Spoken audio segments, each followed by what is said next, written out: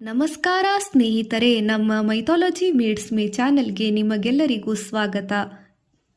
ಉಜ್ಜಯಿನಿ ಮಹಾಕಾಳೇಶ್ವರ ದೇವಸ್ಥಾನವು ಮಧ್ಯಪ್ರದೇಶದ ಉಜ್ಜಯಿನಿಯಲ್ಲಿರುವ ಮಹಾಕಾಳೇಶ್ವರ ಜ್ಯೋತಿರ್ಲಿಂಗ ಕ್ಷಿಪ್ರಾ ನದಿಯ ದಡದಲ್ಲಿದೆ ಮತ್ತು ಭಾರತದ 12 ಪ್ರಸಿದ್ಧ ಜ್ಯೋತಿರ್ಲಿಂಗಗಳಲ್ಲಿ ಒಂದಾಗಿದೆ.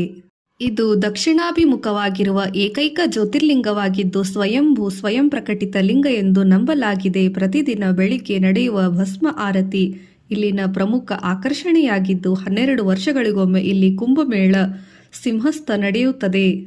ಮಹಾಕಾಳೇಶ್ವರ ದೇವಾಲಯದ ಮುಖ್ಯ ವಿವರಗಳು. ಸ್ಥಳ ಉಜ್ಜಯಿನಿ, ಮಧ್ಯಪ್ರದೇಶದ ಕ್ಷಿಪ್ರಾ ನದಿಯ ದಡದಲ್ಲಿದೆ. ವಿಶೇಷತೆ: ದಕ್ಷಿಣಾಭಿಮುಖ ದಕ್ಷಿಣಮೂರ್ತಿ ಲಿಂಗ, ದಕ್ಷಿಣಾಮೂರ್ತಿ ಎಂದು ಸಹ ಕರೆಯುತ್ತಾರೆ. ಭಸ್ಮ ಆರತಿ: ಇದು ವಿಶ್ವ ಪ್ರಸಿದ್ಧವಾಗಿದ್ದು ಮುಂಜಾನೆ 4 ಗಂಟೆಗೆ ನಡೆಯುವ ಭಸ್ಮ ಆರತಿ ಭಕ್ತರನ್ನು ಭಾಗವಹಿಸಲು ಸಹಾಯಕವಾಗಿದೆ. ದೇವಾಲಯದ ರಚನೆ: ಇದು 5 ಅಂತಸ್ತಿನ ದೇವಾಲಯವಾಗಿದ್ದು ಇಲ್ಲಿ ನಾಗಚಂದ್ರೇಶ್ವರ, ಓಂಕಾರೇಶ್ವರ, ಗಣೇಶ, ಪಾರ್ವತಿ ಮತ್ತು ಕಾರ್ತಿಕೇಯರು ನೆಲೆಸಿದ್ದಾರೆ. ಪುರಾಣ ಕಥೆ: ದೂಷಣ ಎಂಬ ರಾಕ್ಷಸನನ್ನು ಸಂಹರಿಸಲು ಶಿವನು ಮಹಾಕಾಲನಾಗಿ ಭೂಮಿಯನ್ನು ಸೀಳಿ ಹೊರಬಂದನು ಎಂದು ನಂಬಲಾಗಿದೆ. ಉಜ್ಜಯಿನಿ ನಗರದಲ್ಲಿ ಶ್ರೀಕರನು ವಾಸವಾಗಿದ್ದನು. ಶಿವಭಕ್ತನಾಗಿದ್ದ ಶ್ರೀಕರನು ಶಿವನ ಅದಮ್ಯ ಭಕ್ತನಾಗಿದ್ದ. ಉಜ್ಜಯಿನಿಯ ರಾಜ ಚಂದ್ರಶೇಖರ ಶಿವನಿಗಾಗಿ ಪೂಜೆಯನ್ನು ಮಾಡಿಸುತ್ತಿದ್ದ. ಅವಂತಿಕಾ: ಪ್ರಾಚೀನ ಕಾಲದಲ್ಲಿ ಉಜ್ಜಯಿನಿಯನ್ನು ಅವಂತಿಕಾ ಎಂದು ಸಹ ಕರೆಯುತ್ತಿದ್ದರು. ಚಂದ್ರಸೇನ ಎಂಬ ಶಿವಭಕ್ತ ರಾಜ್ಯ ಆಳುತ್ತಿದ್ದ. ಇವನ ಭಕ್ತಿಗೆ ಮೆಚ್ಚಿ ಶಿವನು ಇಲ್ಲಿ ಮಹಾಕಾಲನಾಗಿ ನೆಲೆಸಿದ್ದನು ಎಂದು ನಂಬಲಾಗಿದೆ. ದೂಷಣ ಸಂಹಾರ: ವೇದಪ್ರಿಯ ಎಂಬ ಬ್ರಾಹ್ಮಣ ಮತ್ತು ಅವರ ಪುತ್ರರು ಶಿವನನ್ನು ಪೂಜಿಸುತ್ತಿದ್ದಾಗ ದೂಷಣ ಎಂಬ ರಾಕ್ಷಸನು ಅವರ ಮೇಲೆ ದಾಳಿ ಮಾಡಿದನು. ಆಗ ಭಕ್ತರನ್ನು ರಕ್ಷಿಸಲು ಶಿವನು ಶಿವಲಿಂಗದಿಂದ ಹೊರಬಂದು ರಾಕ್ಷಸನನ್ನು ಸುಟ್ಟು ಭಸ್ಮ ಮಾಡಿದನು. ಇದರಿಂದ ಈ ಸ್ಥಳಕ್ಕೆ ಮಹಾಕಾಳೇಶ್ವರ ಎಂಬ ಹೆಸರು ಬಂದಿತು. ಮಧ್ಯಪ್ರದೇಶದ ಉಜ್ಜಯಿನಿಯಲ್ಲಿ ಕ್ಷಿಪ್ರಾ ನದಿ ತಟದಲ್ಲಿ ಮಹಾಕಾಳೇಶ್ವರ ಜ್ಯೋತಿರ್ಲಿಂಗ ಭಾರತದ 12 ಜ್ಯೋತಿರ್ಲಿಂಗಗಳಲ್ಲಿ ಒಂದಾಗಿದ್ದು ಸ್ವಯಂಭೂ ತಾನಾಗಿ ಉದ್ಭವಿಸಿದ ಲಿಂಗವಾಗಿದೆ. ಪುರಾಣಗಳ ಪ್ರಕಾರ ಶಿವನು ದೂಷಣ ಎಂಬ ರಾಕ್ಷಸನನ್ನು ಸಂಹರಿಸಲು ತನ್ನ ಭಕ್ತರನ್ನು ರಕ್ಷಿಸಲು ಭಕ್ತವತ್ಸಲನಾಗಿ ಕಾಲದ ಅಧಿಪತಿಯಾಗಿ ಮಹಾಕಾಲನಾಗಿ ನೆಲೆಸಿದನು. ಇದು ಕ್ಷಿಪ್ರಾ ನದಿಯ ದಡದಲ್ಲಿ ಭಸ್ಮ ಆರತಿಗೆ ಹೆಸರುವಾಸಿಯಾಗಿದೆ. ಕಾಲದ ಅಧಿಪತಿ: ಮಹಾಕಾಲ ಎಂದರೆ ಕಾಲ ಅಥವಾ ಸಾವಿನ ಅಧಿಪತಿ ಎಂದರ್ಥ. ಕ್ಯಾ ಕರೇಗಾ ಕಾಲ್ ಜಬ್ ರಕ್ಷಾ ಕರೆ ಸ್ವಯಂ ಮಹಾಕಾಲ್. ಹಿಂದಿಯಲ್ಲಿ ಪ್ರಖ್ಯಾತ ಶಿವನ ಗುಣಗಾನದ ಮಹಿಮೆ ಇದೆ. ಸಾಕ್ಷಾತ್ ಮಹಾಕಾಲನೇ ರಕ್ಷಕನಾಗಿರುವಾಗ ಸಾವು ಏನು ಮಾಡಲು ಸಾಧ್ಯವಿಲ್ಲ ಎಂಬ ನಂಬಿಕೆ ಈಗಲೂ ಭಕ್ತರಲ್ಲಿದೆ.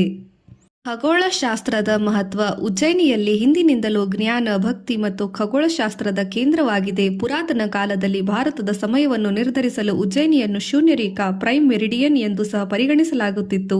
ಭಾರತದ ಸಾಂಸ್ಕೃತಿಕ ಮತ್ತು ಆಧ್ಯಾತ್ಮಿಕ ಪರಂಪರೆಯ ಅತಿ ಪ್ರಮುಖ ಕೇಂದ್ರವಾಗಿತ್ತು.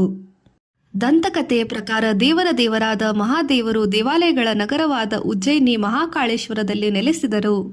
ವಾಸ್ತುಶಿಲ್ಪ: ದೇವಾಲಯವು ಭವ್ಯವಾದ ಶಿಖರ, ಕೆತ್ತನೆಗಳು ಮತ್ತು ಮಂಟಪಗಳನ್ನು ಹೊಂದಿದೆ. ಇದು ವಿವಿಧ ಕಾಲದ ರಾಜವಂಶಗಳ ರಾಜರುಗಳು ಪರಾಮರ ಮರಾಠಾ ಶೈಲಿಯ ವಾಸ್ತುಶಿಲ್ಪದ ದೇವಾಲಯವನ್ನು ಪ್ರತಿಬಿಂಬಿಸುತ್ತದೆ. ಭೌಗೋಳಿಕ ಮಹತ್ವ: ಪುರಾತನ ಭಾರತೀಯ ಖಗೋಳಶಾಸ್ತ್ರದ ಪ್ರಕಾರ ಸೂರ್ಯನ ಸಿದ್ಧಾಂತದ ಪ್ರಕಾರದಲ್ಲಿ ಉಜ್ಜಯಿನಿಯನ್ನು ಕರ್ಕಾಟಕ ವೃತ್ತದ ಮೇಲೆ ಇದೆ ಮತ್ತು ಹಿಂದಿನ ಕಾಲದಲ್ಲಿ ಭಾರತದ ಕಾಲಮಾನ ಗ್ರೀನ್ವಿಚ್ ನಿರ್ಧರಿಸುವ ಕೇಂದ್ರವಾಗಿತ್ತು. ಈ ದೇವಾಲಯವು ಪ್ರವಾಸಿಗರಿಗೆ ಮತ್ತು ಭಕ್ತರಿಗೆ ವಾಸ್ತುಶಿಲ್ಪದ ಅದ್ಭುತ ಆತ್ಮೀಯ ದರ್ಶನ ತಾಣವಾಗಿದೆ. ಮಹಾಕಾಳೇಶ್ವರ ಹರಸಿದ್ಧಿ ಶಕ್ತಿಪೀಠ, ಕಾಲಭೈರವ ಮತ್ತು ಮಂಗಳನಾಥ ದೇವಸ್ಥಾನ ಇಲ್ಲಿನ ಮುಖ್ಯ ಆಕರ್ಷಣೆಯ ಕೇಂದ್ರವಾಗಿದೆ. ಪೌರಾಣಿಕ ಹಿನ್ನೆಲೆ: ಶ್ರೀಕೃಷ್ಣ, ಬಲರಾಮ ಮತ್ತು ಸುಧಾಮರು ಸಂದೀಪನಿ ಮುನಿಯ ಆಶ್ರಮದಲ್ಲಿ ಶಿಕ್ಷಣ ಪಡೆದ ಸ್ಥಳವೂ ಇದೇಯಾಗಿದೆ. ಶ್ರೀಕರ ಮತ್ತು ಅರ್ಚಕರು ಪ್ರಾರ್ಥಿಸಿದಾಗ ಶಿವನು ಮಹಾಕಾಳ ರೂಪದಲ್ಲಿ ಇಲ್ಲಿ ನೆಲೆಸಿದನು. ಐತಿಹಾಸಿಕದಲ್ಲಿ ಉಜ್ಜಯಿನಿಯನ್ನು ಸಿದ್ದೇಶ್ವರ ಸ್ವಾಮಿ ಮತ್ತು ಇತಿಹಾಸದಲ್ಲಿ ವೀರಶೈವ ಮಠಗಳ ಕೇಂದ್ರವಾಗಿಯೂ ಪ್ರಸಿದ್ಧವಾಗಿದೆ. ಪ್ರವಾಸೋದ್ಯಮ: ಇಲ್ಲಿ ಜಂತರ್ ಮಂತರ್ ವೀಕ್ಷಣಾಲಯ, ಭತೃಹರಿ ಗುಹೆಗಳು ಮತ್ತು ಕ್ಷಿಪ್ರಾ ನದಿಯ ಘಟ್ಟಗಳಿವೆ.